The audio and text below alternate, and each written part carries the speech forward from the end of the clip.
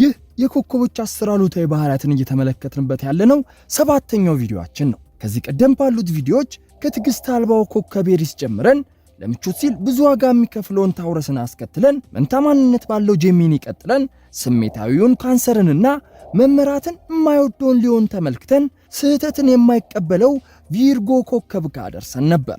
አሁን ተራው የሊብራ ነው። ይህ ኮከቦችን በተመለከተ የተለያዩ ጉዳዮችን የምናነሳሳበት የኢትዮ ዞዲያክ የዩቲዩብ ገጻችን ነው። በዚህ ቪዲዮ የሊብራዎችን 10 አሉታዊ ባህሪያትን ጠለቅ አድርገን እንመለከታለን። ሊብራዎች ነገሮችን ጠለቅ አድርገው የሚመለከቱ ኮከቦች አይደሉም። ፈጣን ውሳኔ በሚፈልጉ ጉዳዮችም ጭምር ዝግ ባለ ውሳኔ ያሰጣጣቸው ብዙ እድሎችን ሳይጠቀሙባቸው ያልፏቸዋል። እነኚህና ሌሎች የሊብራ ኮከብ አሉታዊ ባህሪያትን እንዳስስ እስኪ። እንደተለመደው ይህንን ቪዲዮ ለመመልከት ከወሰናችሁ ቪዲዮን ላይክ በማድረግ ጀምሩት። አንደኛ፣ ቆራጥ አለመሆን።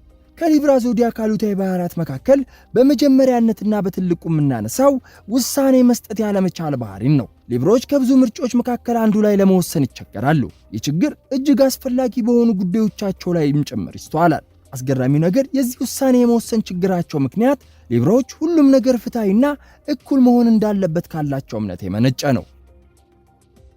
ሁለተኛ፣ አሳቢነት። ሊብራዎች ስለ ሌሎች ሰዎች በብዛት ያስባሉ።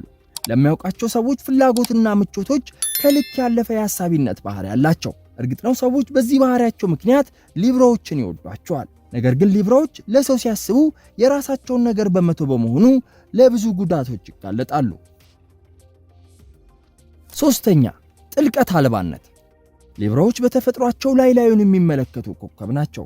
ሰዎችን ባህሪያቸውን አውቀው ውስጣቸውን ገምተው ሐሳባቸውን ተረድተው ከመቅረብ ይልቅ ውጫዊ ሁኔታቸውና ውበታቸውን አይተው የመቅረብና የመከተል ዝንባሌ ያላቸው። ይህም የሌሎች ሰዎችን ውስጣዊ ባህሪያትና ማንነቶችን ችላ እንዲሉ በማድረግ ለነሱ አስፈላጊ ሰዎችን እንዲያገኙ ያደርጋቸዋል። አራተኛ፣ አስመሳይነት። በሊብራ ዞዲያክ ስር የሚካተቱ ሰዎች በቀላሉ በሌሎች ሰዎች ላይ ተጽዕኖ መፍጠር የሚችሉ ናቸው። ነገር ግን በሰዎች ዘንድ መወደድን ለማግኘትና ሚዛናዊ ለመሆን ሲሉ ብቻ በአንድ ነገር ላይ ያላቸውን አቋም ለመቀየርና ቅን ለመሆን ሲሞክሩ ይታያል። በዚህም ሊብራዎች እውነታን ለመሸሽ የተጋለጡ ኮከብ ናቸው። አምስተኛ፣ ድፍረት አልባነት።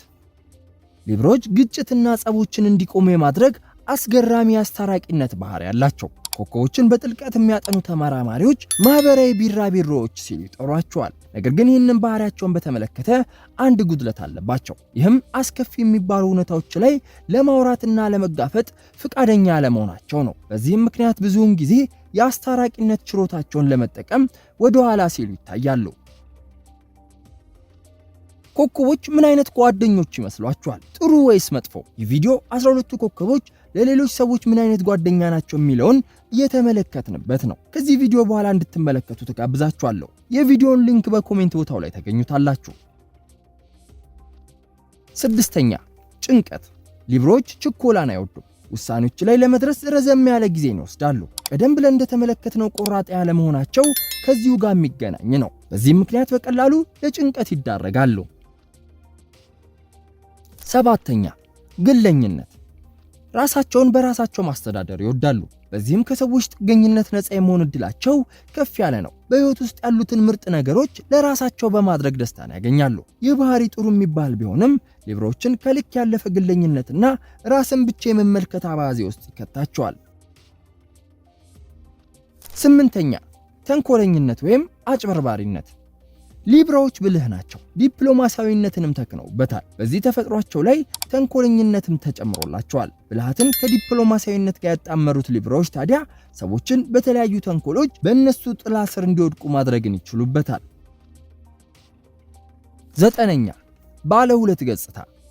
ከስሙ እንደምንረዳው ሊብራዎች ባለ ጥምር መልክ ናቸው። ብሩህ አመለካከትና ተስፋ ቢስነት በባህሪያቸው ላይ ይታያሉ። ደስተኛና ዘና ያሉ ሊመስሉ ይችላሉ። ነገር ግን ለመረዳት በሚያስቸግር ፍጥነት ድብርት ውስጥ ልታገኟቸውም ትችላላችሁ። አስረኛ፣ ተገማች አለመሆን። ሊብራዎች ያሉበትን አካባቢ ሁሉ ሰላም ያለውና የተረጋጋ ለማድረግ ይጥራሉ። በዚህም ችግሮች ሲያጋጥሟቸው ከግጭት ነፃ በሆነ ሁኔታ መፍትሄ ለማግኘት ይሞክራሉ። በአስቸጋሪ ሁኔታዎች ውስጥ ሊብራዎች በዙሪያቸው ያሉ ሰዎችን ለማስደሰት ብቻ ፈጽሞ በማይደግፉት ሐሳብ ላይም ሳይቀር ተስማምተው ታገኟቸዋላችሁ። ይህ ባህሪያቸው ሊብራዎችን ያልጠበቃቸዋቸው ቦታ እንድታገኟቸው የሚያደርጋቸውን ተገማች ያለመሆን ጸባይ ይሰጣቸዋል። የዛሬው ቪዲዮአችን ይህንን ይመስል ነበር። ጠቃሚ ነገር እንዳገኛችሁበት ተስፋ አደርጋለሁ። ታዲያ ከወደዳችሁት ላይክ በማድረግ አሳዩኝ። ሐሳብ አስተያየታችሁን በኮሜንት ቦታው ላይ አስቀምጡልኝ። ኮከቦችን በተመለከተ ተመሳሳይ ቪዲዮዎችን ለማግኘት የኢትዮ ዞዲያክ የዩቲዩብ ገጻችንን ሰብስክራይብ በማድረግ ቤተሰብ ይሁኑ። መልካም ጊዜ